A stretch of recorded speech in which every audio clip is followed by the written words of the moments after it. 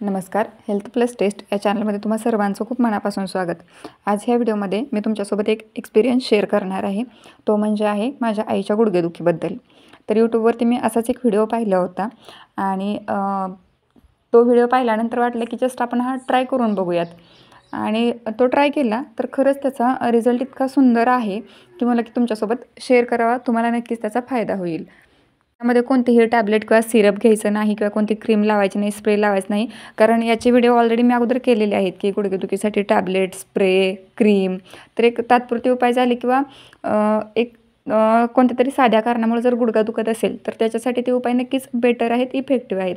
परंतु जर खूप जास्त दिवसाची जर गुडघेदुखी असेल तर त्याच्यासाठी एक कायमस्वरूपीचा उपाय पाहिजे. आणि काय होतं की कंटिन्यू टॅबलेट घ्यायला गुडघेदुखीवाले किंवा हाडांचा त्रास असणारी लोक त्रासून जातात.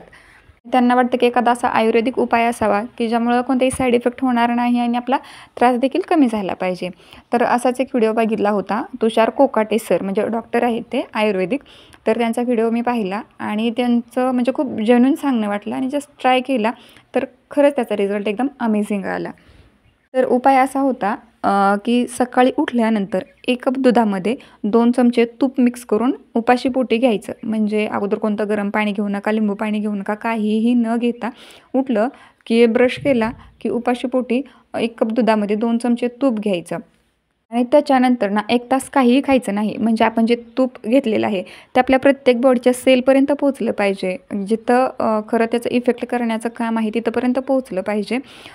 तोपर्यंत 1 तास काहीही खायचं नाही आणि 1 तासानंतर तुम्ही काहीही खाऊ शकता, काहीही करू शकता. त्याप्रमाणे मी तिला करायला सांगितलं आणि तिनं ते केलं देखील.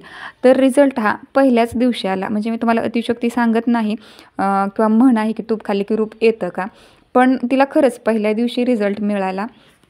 पहिल्याच दिवशी तिच्या गुडघेदुखीमध्ये इतका फरक जाणवला की तिला रोज टॅबलेट घ्याव्या लागत होत्या.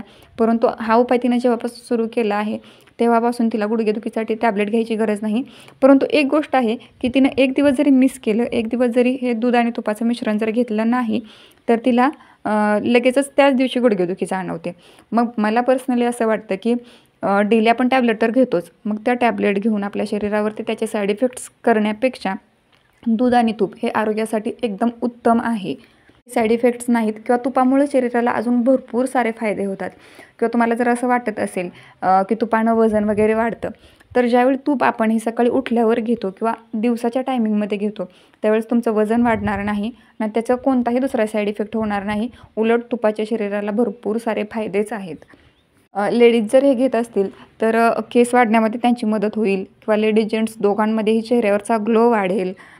जर पित्ताचा त्रास असेल तुम्हाला तर सकाळी सकाळी तुम्ही हे जर दूध आणि तूप जर घेतलं तर पित्ताचा त्रास देखील कमी होईल. तर नक्की ट्राय करून बघा. कारण माझ्या आईची गुडघेदुखी जवळजवळ 8 ते 10 वर्ष जुनी होती. हा जर तुमच्या गुडघ्यामध्ये जर खूप जास्त गॅप पडलेला आहे किंवा तो आजार ऑपरेशनपर्यंत जर पोहोचला असेल तर मी ते सांगू नाही शकत की कव्हर होईल की नाही होईल.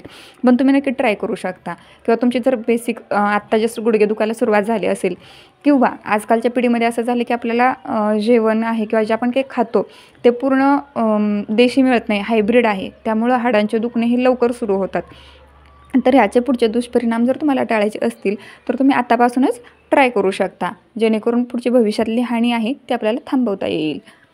नक्की ट्राय करून बघा आणि तुमचा देखील एक्सपिरियन्स कमेंटमधून शेअर करा. व्हिडिओ आवडला असेल तर व्हिडिओला लाईक करा, चॅनलला सबस्क्राईब करा. परत भेटू अशाच एका छानशा व्हिडिओमध्ये. तोपर्यंत धन्यवाद.